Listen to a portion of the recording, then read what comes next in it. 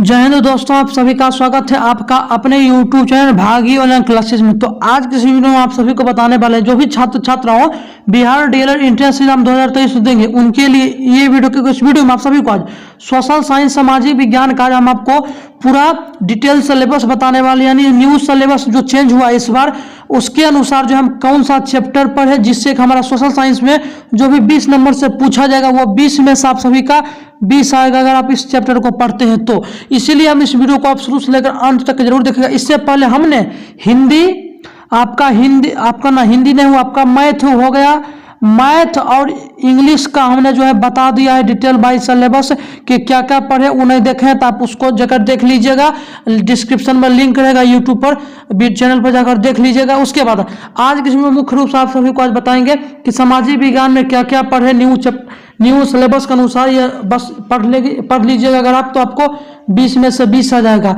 तो चलिए स्टार्ट करते हैं और आपको बताते हैं कि डिटेल वाइज। तो सबसे पहले आपको ये ध्यान रखना है कि 2023 से 25 के लिए कौन सा बुक पर है वो बता देते हैं। उसके बाद हम आगे का आपको पूरा डिटेल वाइज सिलेबस बताएंगे। तो सबसे पहले आप जान लीजिए कि महत्वपूर्ण बातें आपको याद रखना है कि इस बार नेगेटिव मार्किंग खत्म है। 120 नंबर का एग्जाम होगा, 120 प्रश्न रहेगा। प्रवेश परीक्षा की तिथि जो निर्धारित की गई है 13 मार्च से लेकर 20 मार्च तक, ये आप सभी जान लीजिएगा। इतना जान लिए, उसके बाद अब हम चलते हैं डिटेल सिलेबस पर। तो सबसे पहले डिटेल सिलेबस पर जाने से पहले अगर आप ऑल सब्जेक्ट का PDF नोट्स सुनना चाहते हैं तो इसके लिए 30 नंबर पर आप जरूर संपर्क कीजिएगा। चलिए बताते हैं। प्रवेश परीक्षा का भी आप सभी का 150 मिनट का रहेगा। और आज हम बताएंगे इंग्लिश का गणित बता दिए और इंग्लिश बता दिए। आज हम आपको बताएंगे सोशल स्टडीज यानी सामाजिक अध्ययन में हम क्या क्या पढ़े, जिससे कि 20 नंबर का जो पूछेगा 20 में से आप सभी का 20 आएगा। तो चलिए बताते हैं। तो चलिए आगे देखते हैं। तो सबसे पहले आपके सामने रहा सामाजिक विज्ञान का। सबसे पहले यह जान लीजिए कि आप सभी जो सिलेबस जो है ये 10th स्तरीय रहेगा, जो भी 10th से पूछा जाएगा। चलिए सबसे पहले आपको पढ़ना पड़ेगा भौगोलिक खोज। 10th में जो आप सोशल साइंस पढ़ेगा डीएलएड के लिए वो आपको भौगोलिक खोज पढ़ना पड़ेगा। भौगोलिक खोजों का परिणाम आपको पढ़ना पड़ेगा। अमेरिकी स्वतंत्रता संग्राम पढ़ना पड़ेगा। फ्रांस की क्रांति पढ़ना पड़ेगा। नाजीवादी एवं हिटलर आपको प्रथम विश्व युद्ध द्वितीय विश्व युद्ध एवं द्वितीय विश्व युद्ध सब एग्जाम में क्वेश्चन आता है। आदिवासी समाज और उपनिवेश आदिवासी समाज में ये सब आपको मुंडा तिलका मांझी जो भी मतलब आदिवासी समाज आपको पढ़ लेना है। कृषि से संबंधित आपको पढ़ लेना है। खेतिहार समाज वर्तमान समय में ग्रामीण अर्थव्यवस्था क्या है, संदर्भ जैसे बिहार में केला गन्ना लीची, संयुक्त राज्य अमेरिका गेहूं कपास, ये सब आपको पढ़ लेना है कि बिहार में केला सबसे ज्यादा कहाँ होता है, गेहूं लीची कहाँ होता है, अमेरिका में सबसे ज्यादा क्या होता है, ये सब आपको पढ़ लेना है। आगे आपको पढ़ना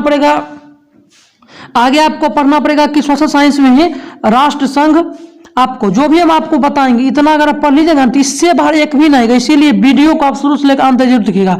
आगे पढ़ना पड़ेगा राष्ट्र संघ का प्रयास, राष्ट्र संघ की विफलता और संयुक्त राष्ट्र संघ के बारे में।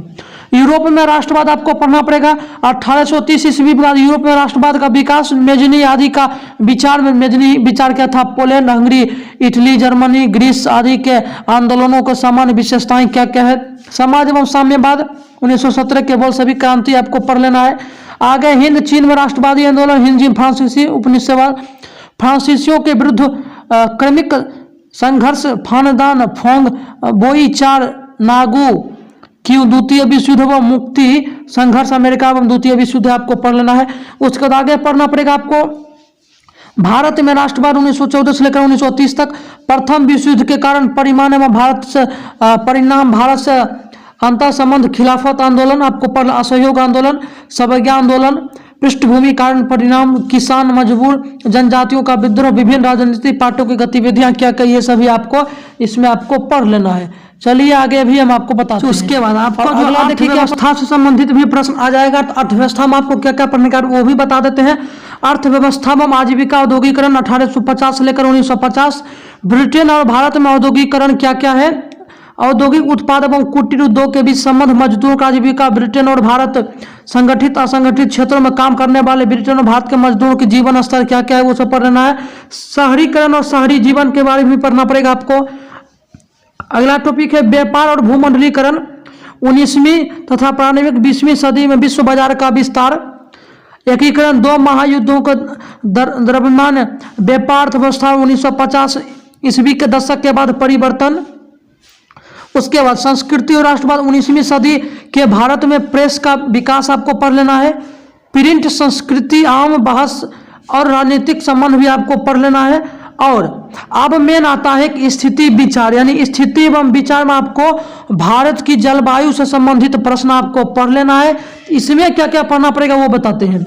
तो सबसे पहले आपको ध्यान रखना है, स्थिति विचार में आपको विश्व मानचित्र पर भारत की स्थिति क्या है, भारत का भौगोलिक विस्तार क्या है, अफवाह एवं स्वरूप अफवाह तंत्र, भारत में कितनी नदियां हैं, जलाशय है, मानव सभ्यता का जीवन रेखा कैसा है, नदियां का क्या महत्व होता है, नदियों के संरक्षण एवं प्रदूषण के रोकथाम के लिए कौन कौन उपाय है, मानव जीवन पर प्रभाव क्या क्या होगा।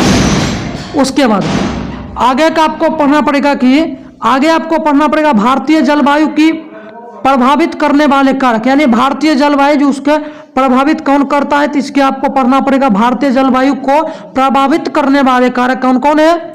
उसके बाद आगे आपको पढ़ना पड़ेगा प्राकृतिक वनस्पति एवं वन्य प्राणी वनस्पतियों के प्रकार, महत्व, वितरण, वनों में निवास करने वाले जीव जंतु की उपयोगिता, महत्व, वनस्पति एवं जीव जंतुओं का संरक्षण कैसे होता है, ये आपको पढ़ना पड़ेगा। उसके बाद आगे आपको पढ़ना पड़ेगा कि जनसंख्या एवं जनसंख्या का आधार क्या है, यानी भारत में जो जनसंख्या है 11 के अनुसार 2011 के अनुसार क्या क्या जनसंख्या हुआ आपको पढ़ना पड़ेगा।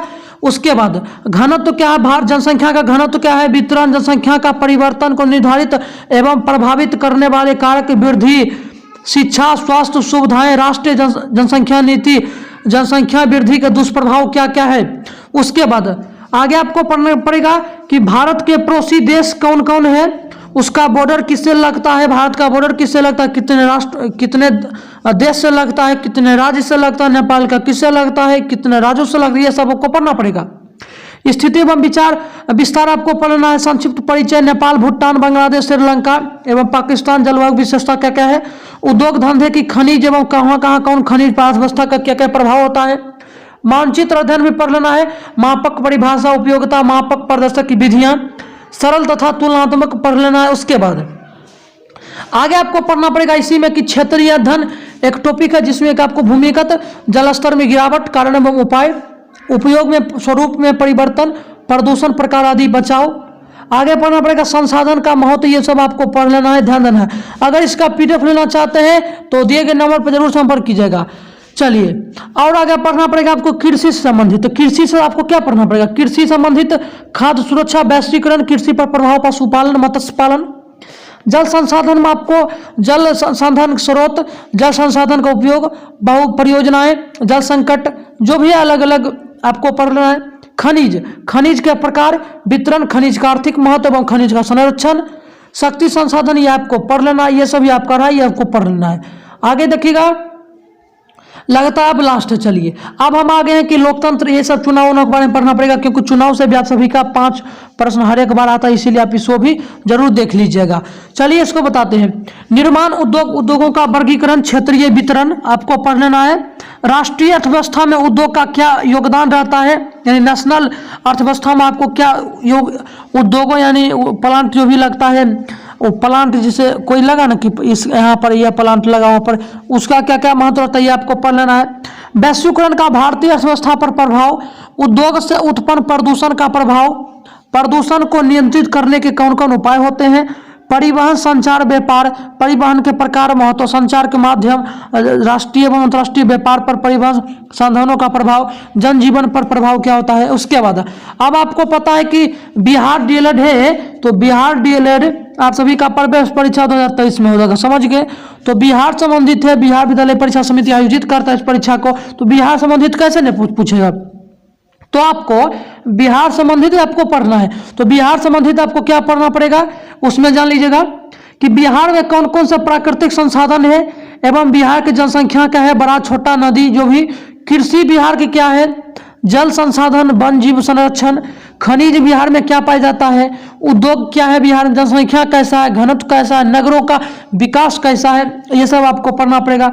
समकालीन विश्व में लोकतंत्र, आपको लोकतंत्र का व्यापक अर्थ, भारतीय निर्माण संविधान की विशेषताएं क्या है, लोकतंत्र में चुनावी राजनीति क्या है, उसके बाद आगे आपको है भारत में चुनाव प्रणाली कैसी है, निर्वाचन क्षेत्र, आरक्षित अनारक्षित मतदाता सूची आपको पढ़ना पड़ेगा।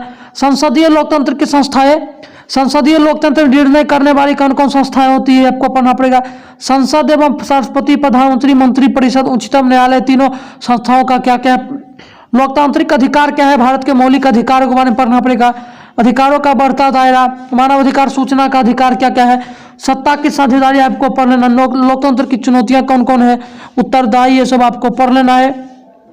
और जितना भी हम आपको सिलेबस बताएं, अगर ये वीडियो आपको अच्छा लगा होगा तो लाइक, शेयर और सब्सक्राइब जरूर कीजिएगा। और जितने भी हम आपको बताएं कि इस बार आप सभी का 20 नंबर से आप सभी का पूछेगा प्रवेश परीक्षा में, किससे, यानी SST में आप सभी का ये। और ये भी जान लीजिएगा कि आप सभी का एग्जाम जो वो 10th लेवल का होगा, जो भी 10th से अगर आप पढ़ लीजिएगा ना, अगर आप हमारा नोट्स जो भी आपको देंगे इस नंबर पर जैसे आप संपर्क कीजिएगा, आपको यहाँ पर दिखाई दे रहा है नंबर 91,428,94,309 जिससे संपर्क कीजिएगा। जो भी हम क्लास 10th से रिलेटेड जो भी सिलेबस के अनुसार जो हम आपको PDF देंगे, जो हम आपको PDF देने वाले हैं, PDF नोट्स जो हम आपको देंगे, आपसे 100% एक गारंटी, इस बार जो है पिछली बार भी पूछा था 100 प्रश्न 100% गारंटी है, इससे बाहर एक भी प्रश्न नहीं पूछेगा। बस आपको जो 201 रुपया पेमेंट करना पड़ेगा। और फोन पे है, गूगल पे है, पेटीएम है, अलग अलग नंबर पर पेमेंट कर सकते हैं। और पेमेंट करने के बाद स्क्रीनशॉट भेजना है, उसके बाद आपको ग्रुप में ऐड कर देंगे। ऑटोमेटिक आप जो है PDF पढ़ते रहेगा और आप जो है 120 नंबर का जो भी आपका एग्जाम है उससे में से आप 110 नंबर आसानी से ला लीजिएगा। अगर आप हमारा नोट्स से पढ़ते हैं तो आपका एक भी प्रश्न नहीं छूटने वाला है। तो मिलते हैं अगले वीडियो में, तब तक के लिए जय हिंद, जय भारत, वंदे मातरम।